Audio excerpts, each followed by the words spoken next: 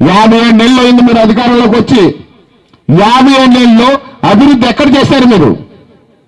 పథకాల గురించి బోర్డులు పెట్టుకుంటున్నారు.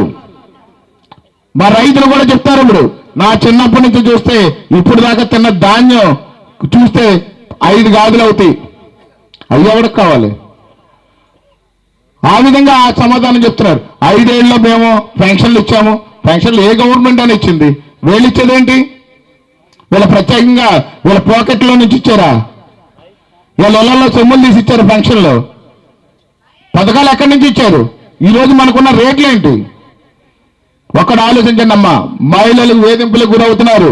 అక్క చెల్లెమ్మలు డోకరా వాళ్ళందరూ కూడా వేధింపులకు గురవుతున్నారు. రైతులు అన్ని విధాలుగా ఇబ్బందులు పడుతున్నారు. పెన్షన్ హోల్డర్స్ కూడా మాట్లాడితే నీ పెన్షన్ ఆపేస్తామంటున్నారు. ఇలాంటి పరిపాలనకి మన విముక్తి కలగాలి అని అంటే ఒక్కసారి జనసేన పార్టీని గెలిపించండి.